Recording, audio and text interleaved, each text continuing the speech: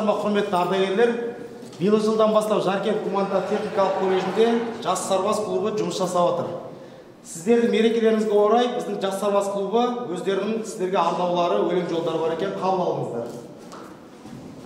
Құрметті ауған соғысының ардагерлері, сіздерді ауғандар күнімен шын жүректен құттықтаймыз. Бұл күн біздер үшін қайғы болып, қатталып, қасірет болып жатталып қалса да, тәуелсіз Қазақстанның әрбір күні бейбітшілік бесігінде тербетіліп, әрбір үйінің түтінінің түзу шыққанын қалаған біздер үшін санамызда қанмен және термен жазылған күн болып қала береді. Қызығы балалықтың тарқалмаған кезінде әр ауылдан, әр қаладан аттанып қан майданға сендерсің ғой, соғыстың бар азабын арқалаған. Армысыздар ауғандық жауынгерлер, жырымдар жаралғандар жарықтемеу, өлгендердің жәннатта болсын жаным, тірілер оның жасада. Армансызбын, ажалсызбын, азаппын. Мендегі мұңға жағары азапның, ұлтым үшін ұлтырақпын аз десең, сүйегім мен сүтімен де қазақпын. Көк бөрінің сіңіріндей сірімін, сол үшін де ажалсызбын тірімін, шындық үшін құрбандыққа шалынып, шырылдаған құлындардың бірімін. Мен сұрасам, теңдігімді сұрадым, теңдігімнің кемдігіне жыладым, ай көзеті бару сүйер жасында мәңгіліктің құшағына құладым.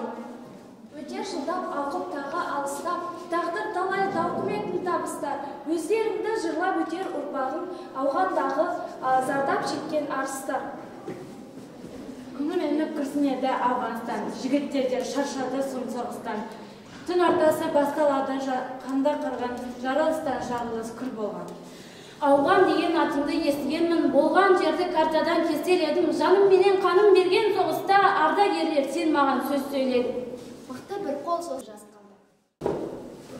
Бір кезде жауыздықпен жүрген сайрап, дұшпандар айдалада жаты жайлап, қарайды аға батыр айналаға, бойынан лапылдайды жігер қайрат. Келеді қош жанары отша жанып, ағалардың ерлігіне елі қанып. Есімі ешқашанда ұмытылмайтын, тарихта аңыз болып қалар анық. Тәубе деймін, тәуелсізбіз біз бүгін, біз кетсін батырады енді кім. Шаттан қазақ, мақтан қазақ, масайра, біздерге де жарқырайтын келді күн. Тәтті үмітпен, тамсанумен тамсаған, осы күнді ата-бабам аңсаған, ол көрмеген азаттықты біз көрдік, сондықтан да құшақ жайып қарсы аламын. Шындығында көрген түстей бәрі де, жан жағыңа қарайласаң әлі де, түс емес бұл тәуелсіздік келді анық, мақтан қазақ, сала бер шаттық әнге. Армысыңдар, ағалар, от кешкендер, ақ тәндерін боршалап оқ тескендер. Армысыңдар, ағалар, ардагерлер, арсын алған жылдарда от кешкендер. Ерлік қылған ағалар, аспан асты жерісті, біз сәндікке кимегенбіз деп шалбар мен бөрікті. Отан ана алдында өтеймін деп борышты, аттандыңдар, атқардыңдар соғысты. Өте жылда уақытта қалыстап, тағдыр талай тауқыметін табыстар, өздерінде жырлап өтер ұрпағым, ауғанда ғазап шеккен арыстар.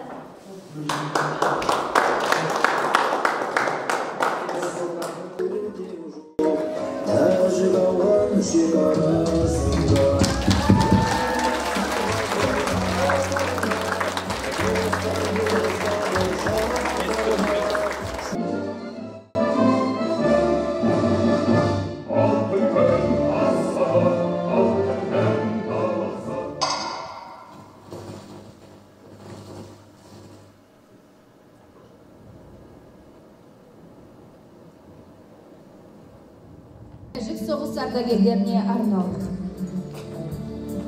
Қайран қазақ, барғансың. Қайран қазақ, аттанғансың тәжікке. Айналыпсың жауынгерлік кейіпке. Өзге елдің мұңын өзің жамылып, қара қағаз жібергенсің үйге. Тәжіктерге бауыр болып барғансың. Жауларға да тойтарылмай шапқансың. Шіркін-ай, қазағым, ғажапсың ғой. Не болса да, ұрпағым азатсың ғой. Жат елде, жат бір судың дәмін таттың. Тәжікстан алға деп қабыл қақтың. Сол елді ұрпағын ойласаң да, ардагерлер ардақты шарықтаттың. Дүниенің ұлы қасиеті деген екен. Уақыт пен тарихтың мәңгі жадында қалған оқиғаларды өз басынан өткерген ағаларымыздың айтары да бізге берер тәлімі де мол. Ендеше сұхбатымызды ауған соғысы ардагерлерінен бастаймыз. Талғат аға, өзіңізден бастасақ. Әсеріңізбен бөліссеңіз. Енді алдымен ассалаумағалейкум.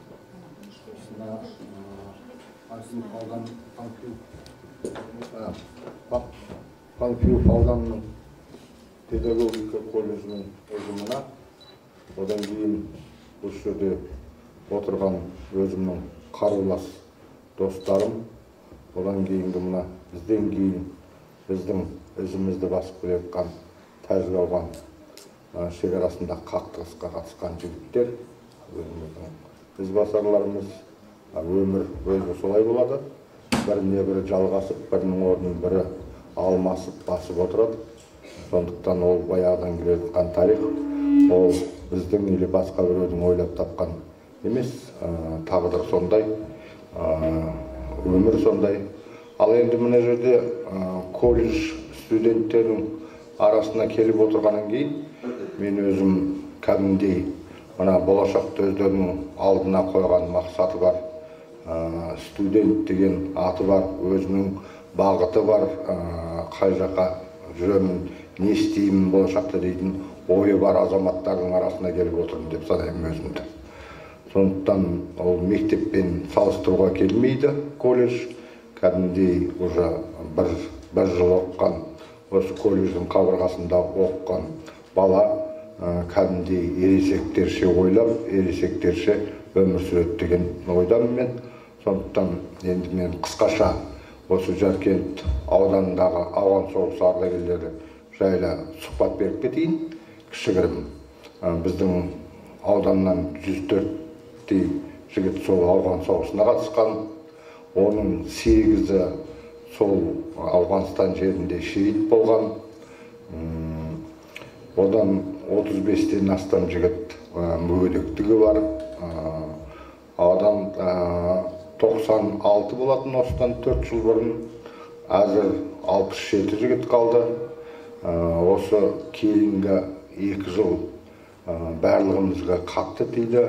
Оның ішінде біз ауған соғысы ардагерлерінің өзі былтыр 1 жылдық Алматы облысының ғана жігіттерін есептейік, көрейік деп статистика жасасақ, 28-29 декабрьде 47 адам болыпты. 1 жылда.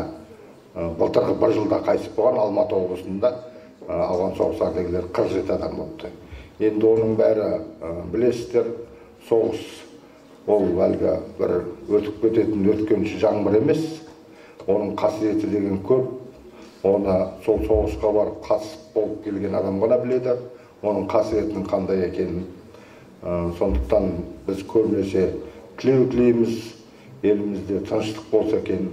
Бір ауыс-қауыс болып жатса да, елді шарпымаса екен, тыныштықпен ауысса екен, тыныштықпен әр нәрсе өз орнымен болса екен деп тілейміз. Неге десеңіздер, біз білеміз соғыстың қасиетінің қандай екенін.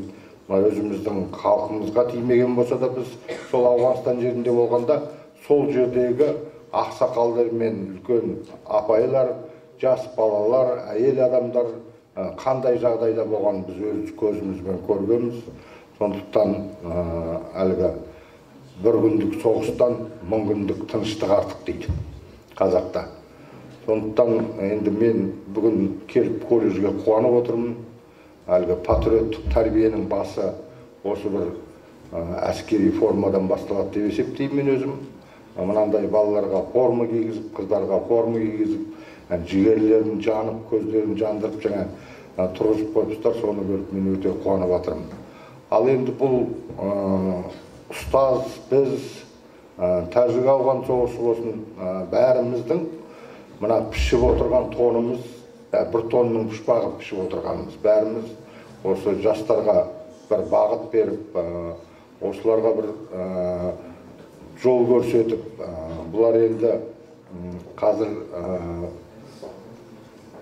ойлайтыны көп, жан-жақтан информация көп, ал сол жан-жақтағы информацияны талдау кезінде қателік жасамас екен деген оймен сол бағыттарын біз дұрыстап беріп отырсақ, мына отанға, жерге, елге қызмет ету деген ол әр азамат үшін ғанибет болу керек.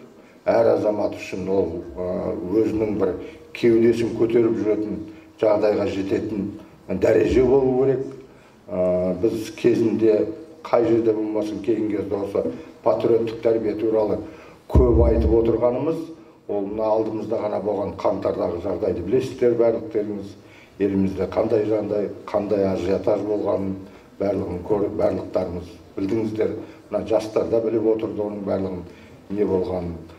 Сондықтан әзір информация көп, ал бізбен сіздердің міндетіміз осыларды бір дұрыс бағытта тәрбиелеп, дұрыс бағыт көрсетіп берсек, біз көп жұмыс істеген болып саналатын едік. Енді мына студент қой, біз енді колледжға келген сайын әрқашан әлгі жаңа айтып отырмын ғой, ересек адаммен сөйлескендей сөйлесейік деп. Бізде көбінесе сұрақ жауаппен болса жақсы болатын еді, но мен кішкене өзімнің мына еліміз үшін, содан кейін мынау әзір елімізде болып жатқан әскерге бару деген әзір бір қиын жағдай болып тұр. Ол мен енді Совет одағының әскерінде қызмет еткеннен кейін айтайын, біз осы жерден шақырылып, комиссиядан өтіп, облыстық комиссиядан өтеміз, Үштөбеде облыстық комиссиядан өтпей қалып қайтып келсек, үйге қайтып келсек, үйден шықпайтынбыз 10 күнге дейін.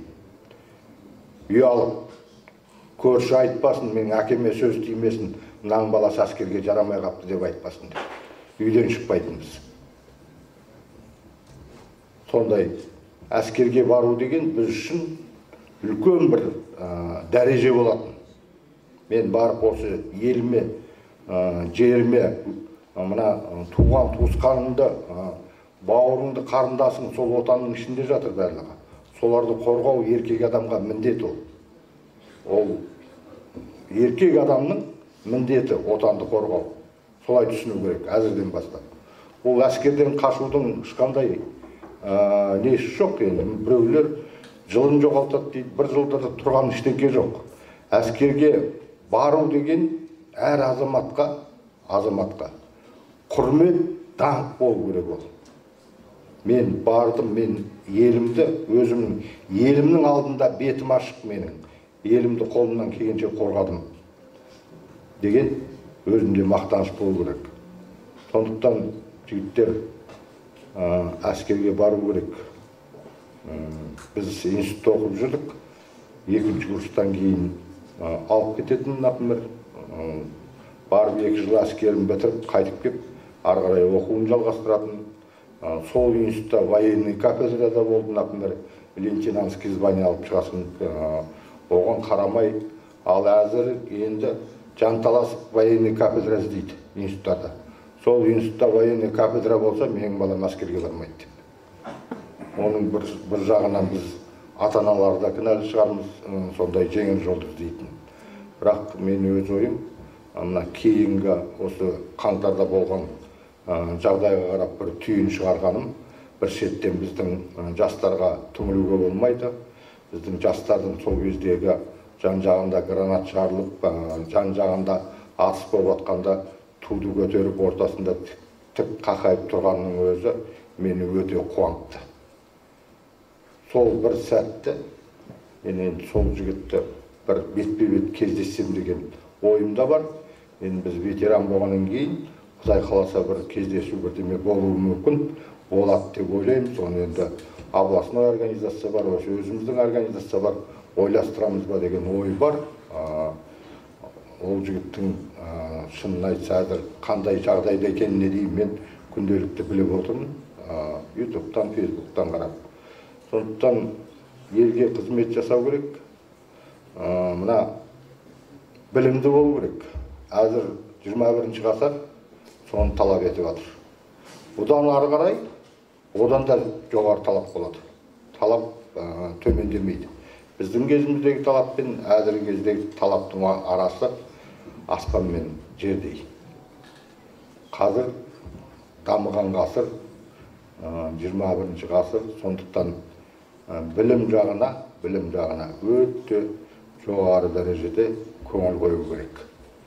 Мына білімді ешкім тартып ала алмайды сендерден. Бастарыңдағы дүниеңді тартып алуы мүмкін, басқа нәрсені тартып алуы мүмкін, білімді ешқашан тартып ала алмайды. Естеріңде болсын. Сондықтан білімді, білікті маман болыңдар.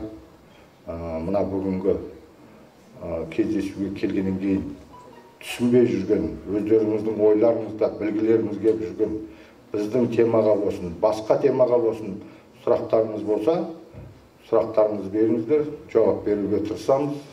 Біз мінекей ең бірінші осындай ұйым 82 жылы Ленинград қаласында ашылған болатын. Одан кейін, бір айдан кейін ба, 2 айдан кейін, осы біздің бұрынғы Талдықорған облысы, әзіргі Алматы облысы ғой, Талдықорған қаласына келіп, Талдықорған қаласынан біздің осы Жаркентке келген болатын. 82 жылдан бері біз осындай бағытта жұмыс істеп келе жатырмыз.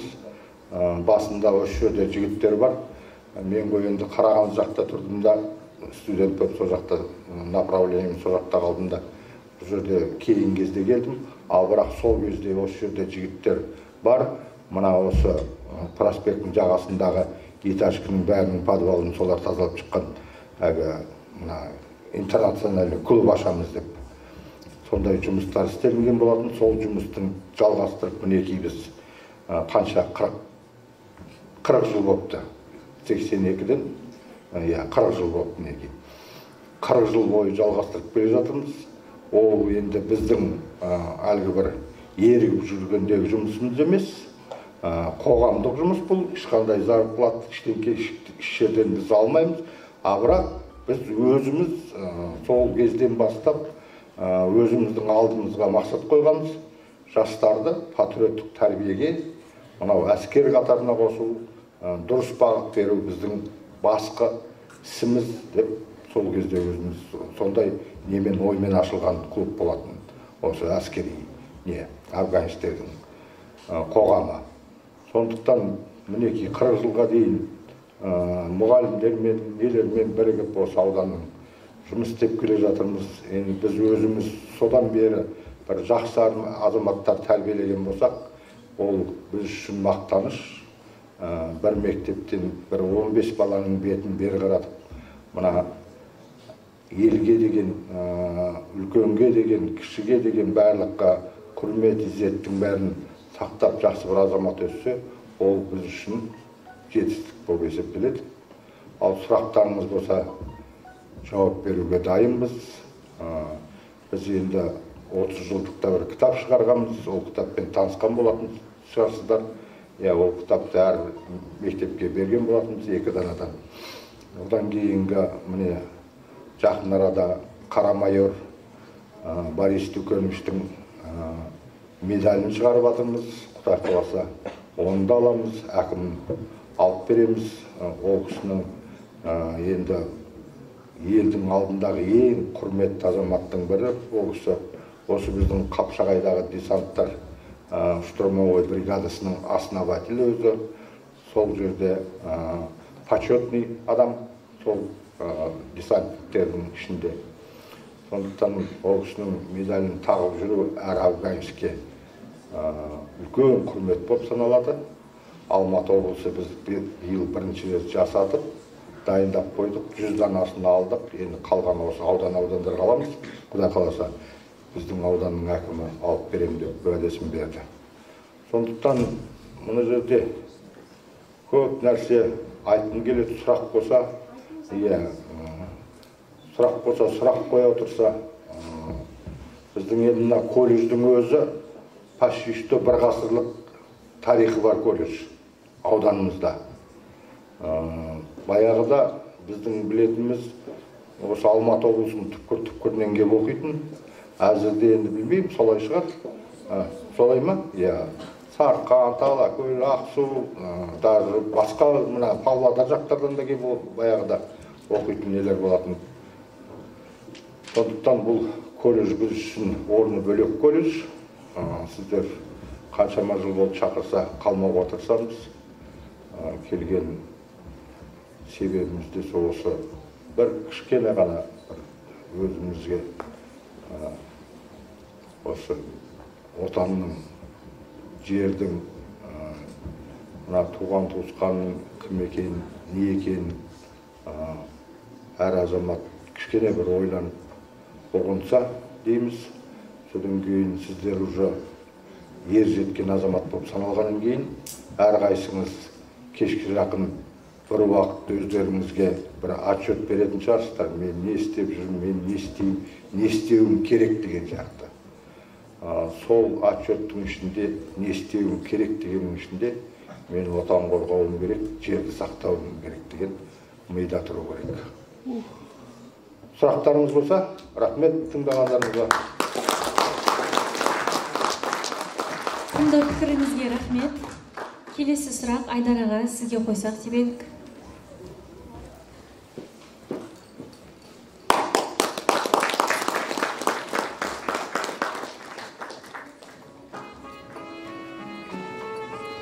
Ауған жерінде болғанда ауғандықтардың тұрмыс тіршілігінің біздің елден айырмашылығын байқау мүмкіндігі болды ма? Алдымен ассалаумағалейкум. Енді ауған жерінің тұрмыс тіршілігі, сендер тарих оқыдыңдар ғой, барлықтары мектепте, қазірде оқып жатқан шығарсыңдар. Орта ғасыр тарихында қандай болса ауған жерінің в основном негізінде тұрмыстары сондай, көбінесе жермен, малмен ғана айналысады. Өндіріс орындары өте көп емес. Жаңағы біздің КСРО Совет одағының көмегімен салынған заводтар бар. Өздерінікі де бар, енді ол жердегілер жаңағы аз. Жалпы тұрмыс тіршіліктері жаңағы біздің өмір сүруімізден вообще басқаша. Жаңағы айтып кеткендей, орта ғасырдағы біздің жаңағы тұрмыс тіршілігімізді көз алдыларың елестетсеңдер, ауған елінің в основном шашырап жүрген жаңа тайпалары сол біздің орта ғасырдағы өмір сүрген тұрмысымызбен почти пара-пар келеді. Жалпы. Келесі соңғы сұрағымыз, ауған соғысы туралы фильмдердің сюжеті, мазмұны шындыққа жанаса ма, әлде алшақтық көп пе? Болды.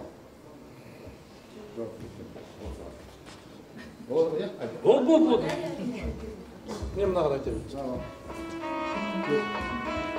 Көп адамдар мына киноны реальный болу керек деп ойлайды. Тура сол соғыстар қандай болды, тура сондай болса керек деп ойлайды. Ал бірақ кино ондай болмайды. Ол кино бір режиссердің, сценаристің көзқарасы. Ол жерде мына жалпы қауымға жеткілікті болу үшін, сол доступный болу үшін, ол жерде көп нәрсе өңделеді. Ал түпкі мақсаты келеді. Сол ауғандағы болған неге түпкі мақсаты сол жерде мына тауда түсірілген, әлгі колоннадан кетіп бара жатқан тушенка, тамақ, әлгі секретка деген болады таудың несінде. Сол секреткіге тұрғанда аш қаламыз кейде. Сондай колонна өтсе, арт жағынан түсіп, сол тушенкасын, нанын алып қап, енді ол жерде ешкімнен секрет емес, бәрі біліп тұрады, олар да біліп тұр біздің аш екенімізді. Өзіміздің әскердің несі ғой басқа жаққа алып бара жатқан. Ол жерден біз қырып алып қалмаймыз, өзімізге керектісін алып қалып. Сондай жерлері, содан тауда аймақтағы болғаны, содан кейін жаңағы бір ротаның, ол екінші рота деген жалғыз, 9-шы рота деген жалғыз Афганистанда бірақ қана рота ондай жағдайда болған жоқ. Ондай рота каждый полкта болды. Каждый полкта. Каждый полкта тұрған жерінде полк деген 1300 адамнан тұратын, құрамы 1300 адамдық үлкен полк, әскери ұйым. Сонда сол әр тұрған полктың 3-4 направлениеде өзінің бір слабый точка деп есептелетін жерлерінде жаңағындай секреткалар қойылады. Бір взвод или отделение несіне қарап енді, тұрған жеріне қарап. Сондай каждый неде болып тұрған. Например, ол жерде бір 100 шақты полк болған болса, соның әрқайсында сондай бір рота болған. Ал ананы енді мына кинода бір алып кеп елге, мына көпшілікке, қауымға түсінікті болсын деп, түсірген. Ол жерде әлгі где-то 70% өңдеулі, 30% шындық десем, мен қателеспеймін. Содан кейін жаңа алдыңғы тұрмыс жағдайы дейсіз. Мен сізге бір мен айтып кетейін.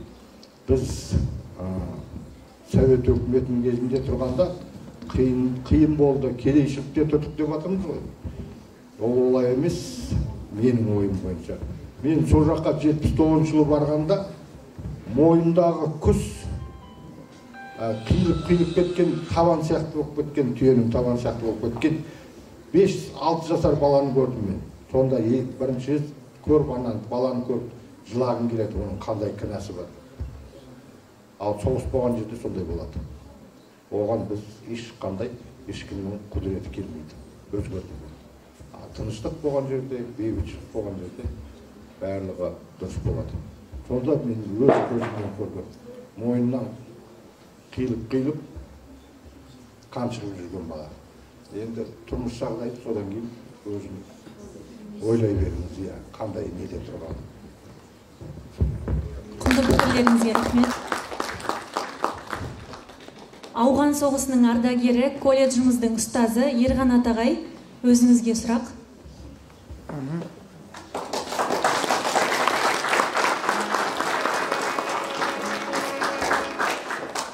Өз тәжірибеңізден қазіргі жастар өз елінің патриоты ретінде қандай болу керек деп ойлайсыз?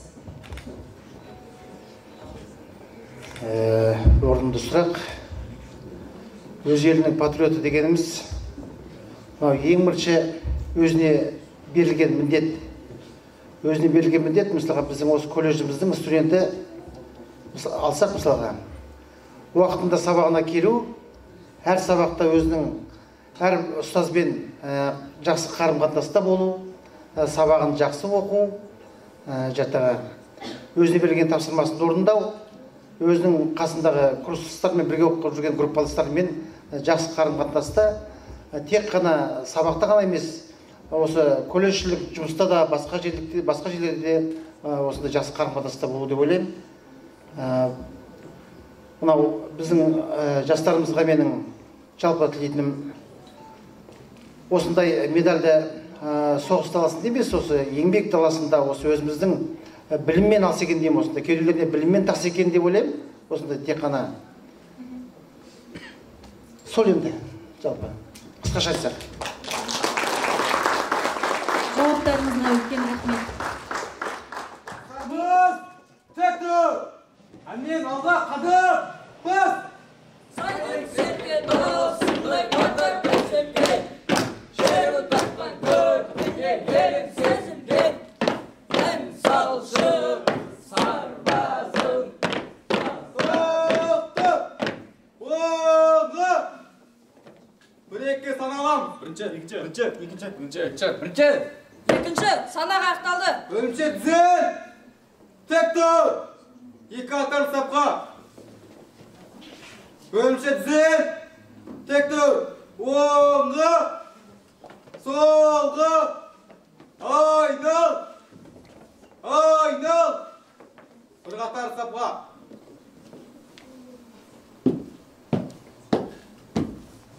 Құрметті ардагерлер, бүгінгі мерекеңіз құтты болсын! Ура! Ура! Ура! Бөлімше түзел! Тек тұр! Оңғы! Оңың алға қадым! Біз!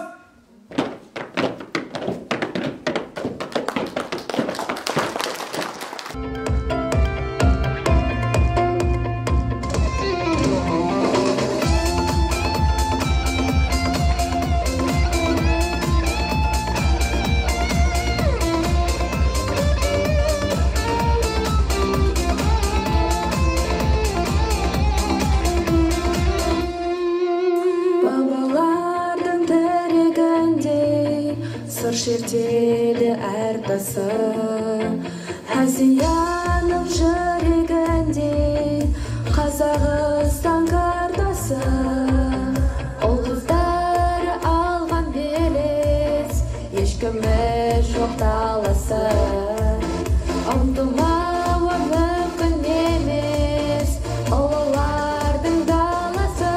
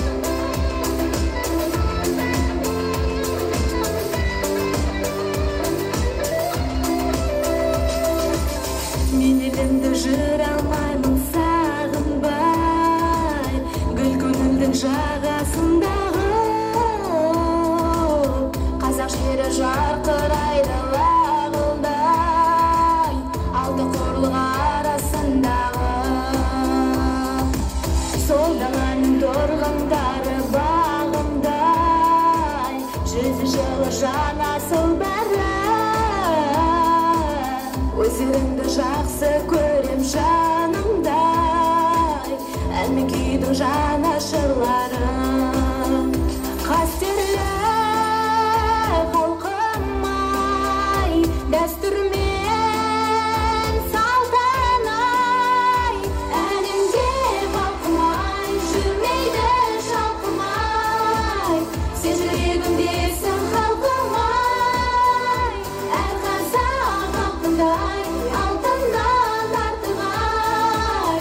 Сен жүрегімдесің халқым-ай, халқым-ай. Алтай менен Атыраудың арасы, араласаң ауасы дауа. Көршілерің керегеден қараса, бесіктегі баласы дана. Еркелетіп алақанға саласың, анамдайсың бұл әсем дала. Дәл осындай махаббатпен баласын сүйе алады анасы ғана. Қастерлі халқым-ай, дәстүрмен салтан-ай, әнінде балқымай, жүрмейді шалқымай. Сен жүрегімдесің халқым-ай, әр қазақ алтындай, алтыннан артық-ай. Сен жүрегімдесің халқым-ай, халқым-ай.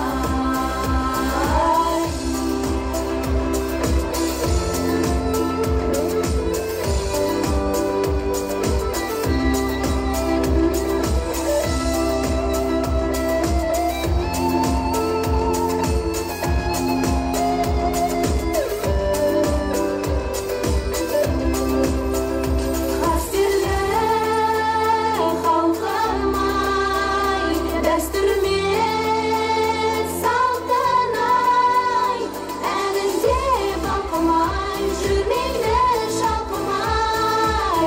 Сен жүрегімдесің халқым-ай, әр қазақ алтындай, алтыннан артық-ай.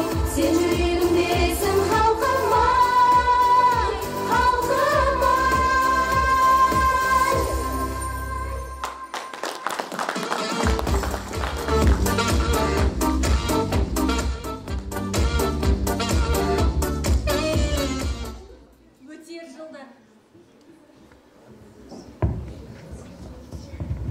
Өтер жылдар, айлар тағы алыстап, тағдыр талай, тауқыметін табыстар. Өздеріңді жырлап өтер ұрпағың, қанды соғыс, азап шеккен арыстар деп. Өмір тоқтамайды, ерлік өлмейді, замандарға жалғаса береді. Бұған дәлел бүгінгі ортамызда жүрген жауынгерлеріміз, бейбіт өмірдегі жарқын істері, қоғамдық жұмыстарға белсенділіктері, түрлі кәсіпті игерудегі ерен еңбектері ұмытылмақ емес.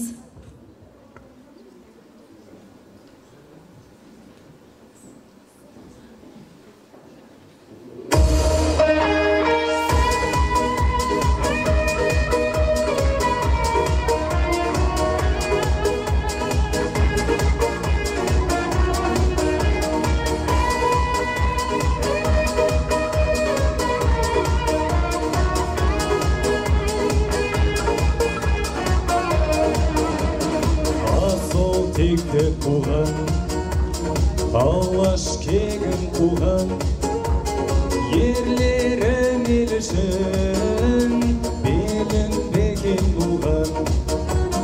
Ақ білек күшімен, ақ найза ұшымен қорғаған бабамның үлгі алып ісімен.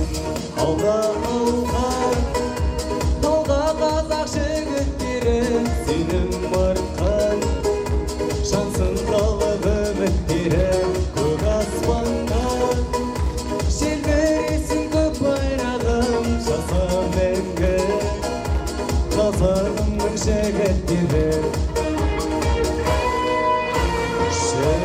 жігіттер жігіттер биік кеуліңдер ел үшін жер үшін намазға бермеңдер ардың күші барып жүрек дүрсіл қағып жетіңдер жеңіске шаршы топты жарып алға алға алға қазақ жігіттері сенім артқан жансың халық үміттері көк аспаннан желбіресін көк байрағым жаса мәңгі қазағымның жігіттері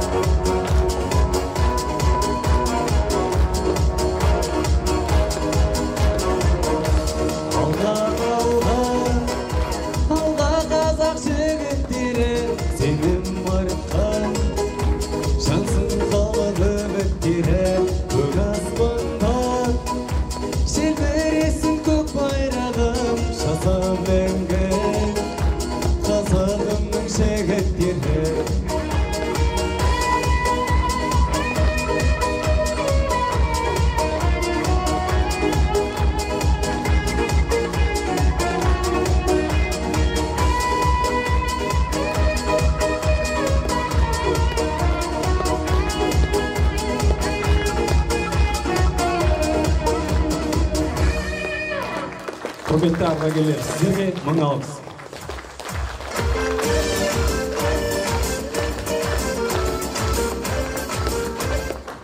Кешіміздің қорытынды сөзін директордың тәрбиесі жөніндегі орынбасары Диханбаева Нұршат Қайратқызына беріледі.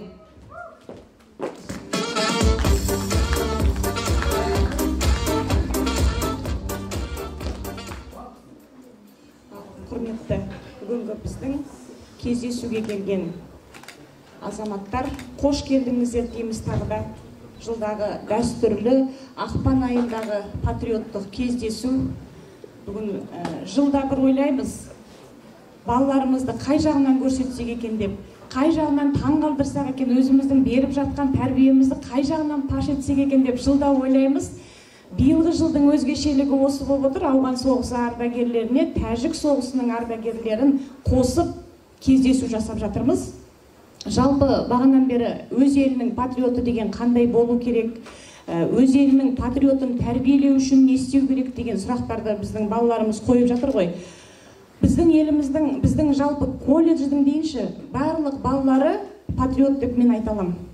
Өйткені, міне бүгін көріп отырсыздар, мына жерде тек қана әдейі бірінші курстарды негізінен жинап отырмыз көпшілігі. Сіздерді көрсін, танысын, білсін, арғарайғы өздерінің патриоттық сезімін, еліне, жеріне деген өзінің рухын көтеруге бір ықпалы болсын деген мақсатта. Жалпы патриот деген ол өзінің елін, жерін шексіз сүйетін адам болу керек. Кез келген адамның бойында ол патриоттық сезім бар. Мен оны толық сеніммен айта аламын. Себебі ол патриоттық қайдан басталады? Патриоттық тәрбие ол отбасынан басталады. Ол ең бастысы жауапкершілік және адалдық. Ал біздің балаларымыздың барлығы жауапкершілікті, себебі бұлардың барлығы болашақ ұрпақты тәрбиелеуші педагогтар.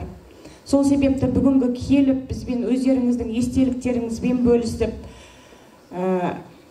балаларға ақыл кеңестеріңізді беріп жатқандарыңыз үшін үлкен рахмет айтам. Уақыттарыңызды бөліп, бағанан бері айтып жатырсыздар, ауған соғыс ардагерлері 40 жылдан бері ешқандай ақысыз осы жаңағы жастарға патриоттық тәрбие беру бағытында жұмыс жасап келе жатырмыз деп. Осының өзі де үлкен ерлік. Сол үшін сіздерге мың алғыс. Әрқашан қатарымыз, рахмет. Орталарыңыз ортаймасын. Бастарыңызға тек қана бас қосылсын, отбасыларыңыз аман болсын, дендеріңіз сау болсын, тәуелсіз еліміздің туы тұғырынан түспесін. Бізді осындай арттарыңыздан еріп келе жатқан ұрпақтарға тек қана бағыт, бағдар беріп, ортамызда ақыл кеңестеріңізді бөлісіп, аман есен жүре беріңіздер. Сіздерге тек қана амандық тілеймін, жақсылықта ғана бас қосайық. Ал енді мына жаңағы кездесу жайында айтып отырсыз, бір ойды түртеді деп, осындай кездесу бұл бір күнмен бітпейді. Ары қарайғы мына алдыдағы неде күндерде мына Жастарбаз әскери патриоттық клубының біршама іс-шаралары бар. Сол кездерде өздеріңізді тағы бір мәрте қосып, осындай іс-шараларға үнемі шақырып отырамыз. Бұған дейін бұндай клуб жұмыс жасаған жоқ. Биылғы жыл ғана өзінің жұмысын жүйелі түрде бастап жатыр. Сол себепті сіздердің ақылдарыңыз, сіздердің кеңестеріңіз бізге қашанда қажет. Рахмет барлықтарыңызға, тек қана жақсылықтар тілеймін.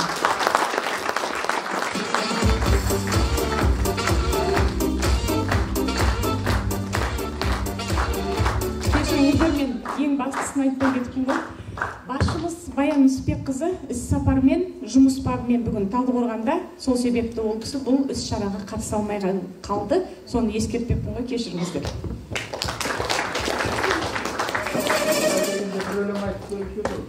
Сонау ауған тәжік жерінде қару асынып, мұң арқалаған сын сағаттарда бірін-бірі бауыр дескен азаматтар бүгінгі таңда еліміздің түпкір-түпкірінде еңбек етуде. Аяулы ағалар, уақыт тауып келгендеріңізге рахмет. Сіздерге ұзақ ғұмыр, денсаулық, жанұяларыңызға бақыт тілейміз. Аспанымыз ашық болсын, бейбіт өмір жасай берсін.